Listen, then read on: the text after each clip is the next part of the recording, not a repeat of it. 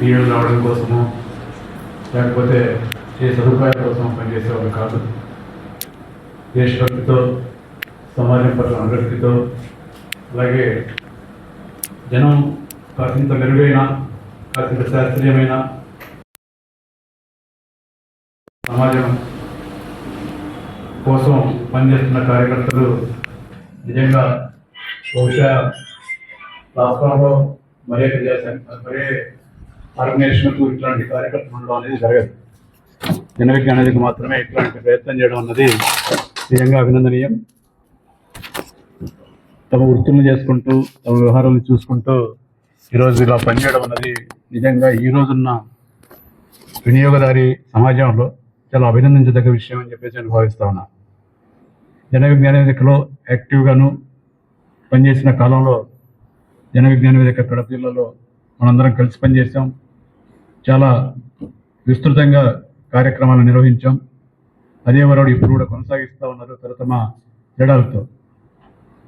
జన విజ్ఞాన వేదిక జెండాని రెపరెపలాడిస్తున్న మీ అందరికీ కూడా వ్యక్తిగతంగాను, జన విజ్ఞాన వేదిక కార్యకర్తగాను, అలాగే ఎల్ఐసి ఉద్యోగ సంఘం పక్షాన కూడా అభినందన తెలియజేస్తా ఉన్నాం. మిత్రులారా, ప్లీనం రిపోర్ట్లో చూసినప్పుడు సమ్మర్ క్యాంపులు, పుస్తకాలు అమ్మడం, చెకుమకి సైన్స్ టాలెంట్ టెస్ట్, అలాగే పోషకాహారం గురించి, స్టడీ సర్కిల్స్ గురించి, అలాగే వయనాడులో వరద బాధితులకు సంబంధించి విరాళాలు సేకరించడం గురించి, ఇలా అనేక కార్యక్రమాల గురించి ప్రస్తావించారు. అలాగే ఈరోజు సభ్య సమాజం తలదించుకునేలా కోల్కతాలో జరిగిన అమానుష అత్యాచారంపై కూడా జన విజ్ఞాన వేదిక స్పందించింది. కాబట్టి ఈరోజు జన విజ్ఞాన వేదిక చాలా విద్యార్థుల ఫోకస్గాను, మధ్యతరగతి ఫోకస్గాను పనిచేస్తున్న విషయం మనందరికీ తెలుసు. ఈ పనిచేసే క్రమంలో ఇప్పుడు చేస్తున్న కొన్ని కార్యక్రమాలు ఏవైతే ఉన్నాయో, చెకుమిక్ సైన్స్ టాలెంట్ టెస్ట్, లేకుంటే కనుక ఈ మిగతా కార్యక్రమాలు, పుస్తకాలు అమ్ముతున్నాయి, ఈ మిగతా కార్యక్రమాలన్నీ కూడా సమ్మర్ క్యాంపులు, ఇవన్నీ కూడా మనకు అదనంగా ఆయా సంస్థల్లో, రంగాల్లో మనకు కొత్త పరిచయాలు రావటానికి, కొత్త తరగతులు పరిచయం కావటానికి, విద్యారంగంలోనూ ఇతర రంగాల్లోనూ పనిచేస్తున్న వాళ్ళు పరిచయం కావటానికి, వాళ్ళు మన సంస్థ పట్ల ఆకర్షితులు కావటానికి, మనలోకి కార్యకర్తలుగా రావటానికి డెఫినెట్గా గతంలో ఉపయోగపడ్డాయి, ఇప్పుడు కూడా ఉపయోగపడుతూ ఉంటాయి, భవిష్యత్తులో కూడా ఉపయోగపడతాయి. కాబట్టి వాటన్నిటిని మనం కొనసాగించాలా. ఆ కొనసాగించడం అన్నది విస్తృతంగా చేయాలి, చాలా లోతుగా కూడా చేయాల్సి ఉంటుంది. కాబట్టి ఆ పని మీరంతా చేస్తున్నారు. దాన్ని మరింత గట్టిగా తీసుకోవాల్సిన అవసరం ఉందన్నది దూరంగా చూసినా, దగ్గర నుంచి చూసినా అర్థమయ్యే విషయం అని చెప్పేసి మేము దృష్టికి తీసుకొస్తా ఉన్నాం. కానీ ఈరోజు జన విజ్ఞాన వేదిక అంటే ఈ పరిమితమైన, లేకపోతే ఈ అజెండాతోనే పనిచేయాలా, లేకుంటే చాలా విస్తృతమైన అజెండా మీద మన అభిప్రాయం చెప్పే ఒక క్యాంపెయిన్ చేసే వేదికగా పనిచేయాల్సిన అవసరం ఉందా అన్నది నేను అప్పుడప్పుడు ఆలోచించే విషయం. అలా చూసినప్పుడు ఈరోజు ప్రపంచంలో చాలా సమస్యలు ఉన్నాయి. అణు విచ్ఛిత్తి, తర్వాత ఏమంటారు, ఈ టెక్నాలజికల్ డిస్రప్షను, లేకపోతే పెరుగుతున్న ఈ భూతాపం, ఇలాంటివి ప్రపంచం ఎదుర్కొంటున్న సమస్యలు అవి ఉన్నాయి, యుద్ధాలు, ఇవన్నీ కూడా. తర్వాత జాతీయంగా పెరిగిపోతున్న అసహనం, లేకపోతే కనుక వ్యవస్థలను కూల్చిపడేయడం, ఎక్కడైనా ప్రశ్నించే గొంతుకలు నొక్కివేయడం, ఇట్లాంటి భారతదేశం ఎదుర్కొంటున్న ప్రధానమైన సమస్యలు. దేశానికి వెన్నుదన్నుగా నిలిచిన ప్రభుత్వ రంగ సంస్థలని కానీ, ఉపాధి కల్పించే, సామాజిక న్యాయాన్ని కల్పించే ప్రభుత్వ రంగ సంస్థలని నిర్వీర్యం చేయడం కానీ, ఇవి దేశం ఎదుర్కొంటున్న సమస్యలు. అలాగే రైతుల ఆత్మహత్యలు కానీ, లేకపోతే కనుక సామాన్యుడికి పెరుగుతున్న ధరలు కానీ, ఇవన్నీ కూడా దేశం ఎదుర్కొంటున్న సమస్యలు. ఈ సమస్యల అన్నింటి ప్రభావం, ప్రపంచం ఎదుర్కొంటున్న సమస్యలు కానీ, దేశం ఎదుర్కొంటున్న సమస్యలు కానీ, వీటన్నిటి ప్రభావం, వాటి రిపర్కషన్స్ కానీ, లేకపోతే కనుక వాటికి సంబంధించిన ప్రభావం కానీ ఆంధ్రప్రదేశ్ మీద ఉంటుంది. కానీ ప్రపంచం ఎదుర్కొనని, భారతదేశం ఎదుర్కొనని ఒక సమస్య, ఒక రకమైన సమస్య ఆంధ్రప్రదేశ్ ప్రత్యేకంగా ఎదుర్కొంటుందని చెప్పేసి నేను చాలా రోజులుగా భావిస్తా ఉన్నా. అదేమంటే ఇక్కడ సత్యం ఏదో తెలియదు, అసత్యం ఏదో తెలియదు, సత్యం అసత్యం తెలియకుండా గందరగోళపరిచే ప్రయత్నం అన్నది చాలా కాలంగా జరుగుతూ ఉంది. ఈ ప్రయత్నం అన్నది బహుశా నేను అనుకుంటాను 1980s నుంచే ప్రారంభమైంది. ఈ పాత్ర ప్రధానంగా పత్రికలు పోషిస్తూ వచ్చినాయి. అంతకుముందు ఆంధ్రప్రభ, అంతకుముందు ఆంధ్రపత్రిక, అంతకుముందు విశాలాంధ్ర, అంతకుముందు ప్రజాశక్తి, ఇవన్నీ చాలా బాధ్యతగా సమాజం కోసం పనిచేసిన కాలాలు ఉన్నాయి.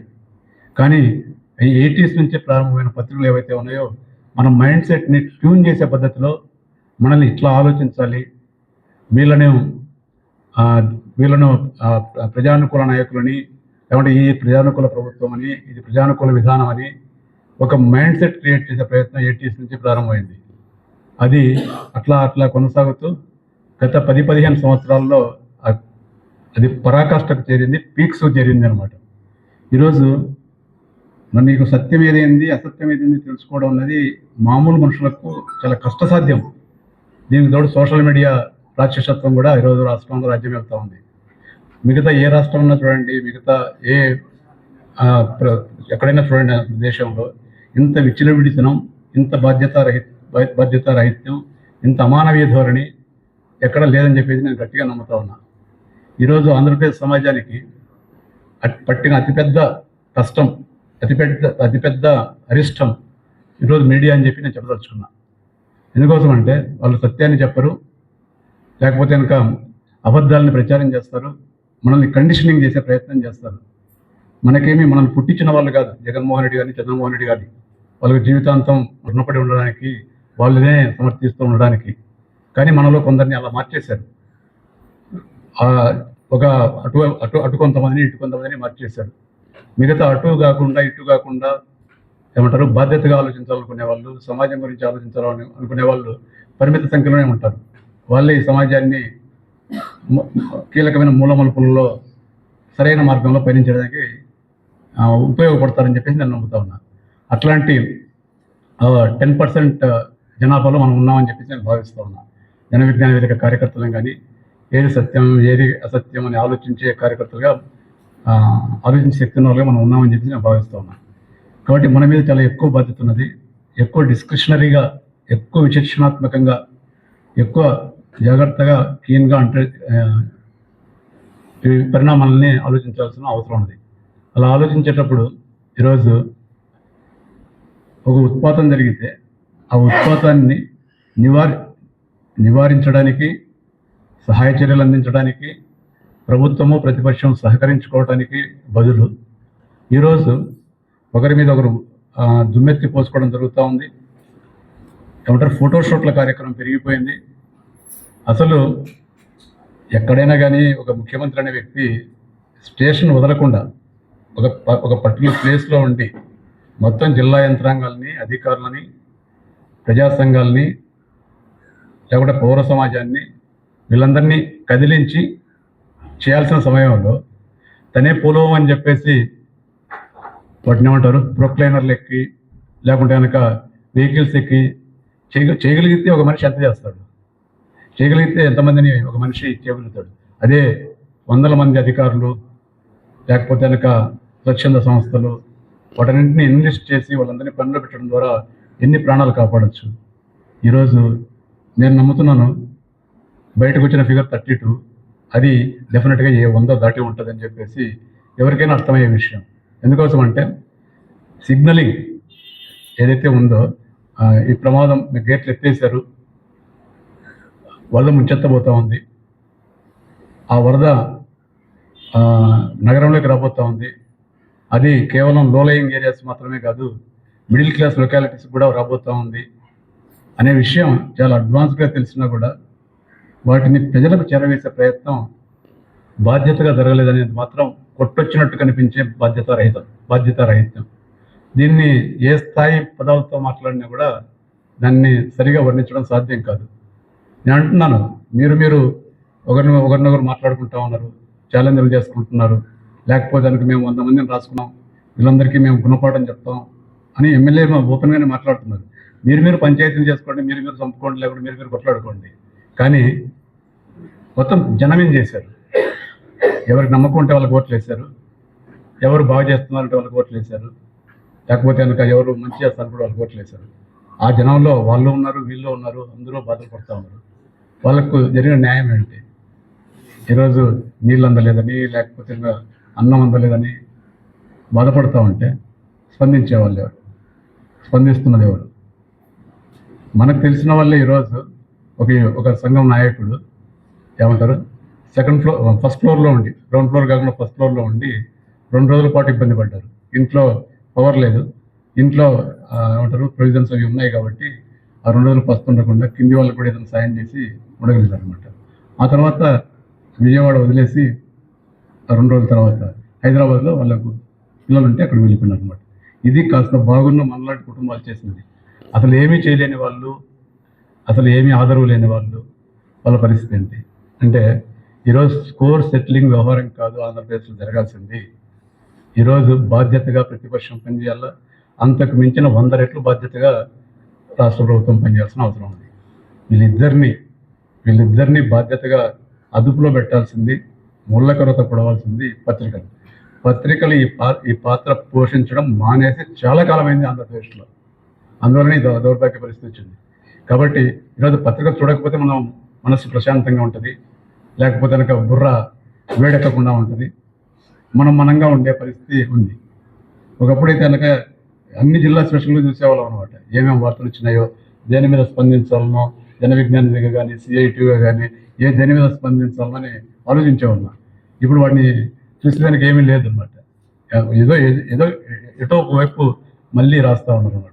కాబట్టి ఈ నేపథ్యంలో ఈరోజు జరుగుతున్న పరిణామాలని సరిగా అర్థం చేసుకోవాల్సిన అవసరం ఉంది. కేవలం ఇప్పుడు మన రెగ్యులర్ యాక్టివిటీస్ ఏవైతే జన విజ్ఞాన వేదిక కోర్ యాక్టివిటీస్గా చేస్తూ ఉందో, వీటికి మించి ఈరోజు జరుగుతున్న వ్యవహారాల మీద ఒక స్పష్టమైన అవగాహనతో మన అభిప్రాయాలు వ్యక్తం చేయాల్సిన అవసరం ఉంది. వాటి మీద కార్యక్రమాలు నిర్వహించాల్సిన అవసరం ఉంది. వాటిని పత్రికలు కవర్ చేస్తాయా? అవసరం లేదు. వాటిని ప్రచారం వస్తుందా? అవసరం లేదు. వాళ్ళు 10 మంది వచ్చినా, 15 మంది వచ్చినా, 20 మంది వచ్చినా కూడా మనం మాట్లాడాలా. ఎందుకోసం అంటే ఈరోజు ఏకపక్షంగా అభిప్రాయాలు చెల్లుబాటు అవుతుంది, అబద్ధాలు చెల్లుబాటు అవుతున్నాయి. ఈ సమయంలో సత్యం చెప్తున్నది జన విజ్ఞాన వేదిక, సత్యం చెప్పగలిగింది జన విజ్ఞాన వేదిక, సత్యం మాత్రమే జన విజ్ఞాన వేదిక చెబుతుంది అన్న అభిప్రాయం మనం బలపరుచుకుంటే కనుక మన వైపు జనాలు చూస్తారు. అప్పుడు జన విజ్ఞాన వేదిక ఏ ఆవిర్భావ లక్ష్యాలతో అయితే ఏర్పాటైందో దానికి మనం న్యాయం చేసిన వాళ్ళు అవుతాం. This is a herculean task. ఇప్పుడున్న కార్యకర్తలు మాత్రమే చాలరు, ఇంతకు మించిన సంఖ్యలో అవసరం, ఇంతకు మించిన నాణ్యతతో కూడా అవసరం. మనం పనిచేయడం ఆ దిశగా మొదలు పెడితే కనుక తప్పనిసరిగా ఆ దిశగా ప్రయాణం చేస్తామని చెప్పి విజ్ఞప్తి చేస్తాను. వీటన్నిటికీ తొలిమెట్టుగా ఈరోజు కడప నగరంలో, లేకుంటే పొద్దుటూరు పట్టణంలో, లేకుంటే సిటీస్లో రెగ్యులర్గా మనం పౌరులు ఎదుర్కొంటున్న సమస్యల మీద, అవి మంచినీళ్ళు కావచ్చు కానీ, డ్రైనేజ్ ఇష్యూస్ కానీ, లేకపోతే ఇతరత్ర ఏ ఇష్యూస్ అయితే ఉన్నాయో డెవలప్మెంట్ ఇష్యూస్కి సంబంధించి కానీ ఏవైతే ఆగిపోయినాయో వాటి మీద మనం ఫోకస్ చేయాల్సిన అవసరం ఉంటుంది, వాయిస్ చేయాల్సిన అవసరం ఉంటుంది. దీంట్లో మిగతా వాళ్ళు కలిసి వచ్చేవాళ్ళు కలిసి వస్తారు. నేను అంటున్నది ఏమంటే, మనం గుంపులో గోవిందగా ఉండాల్సిన అవసరం లేదు.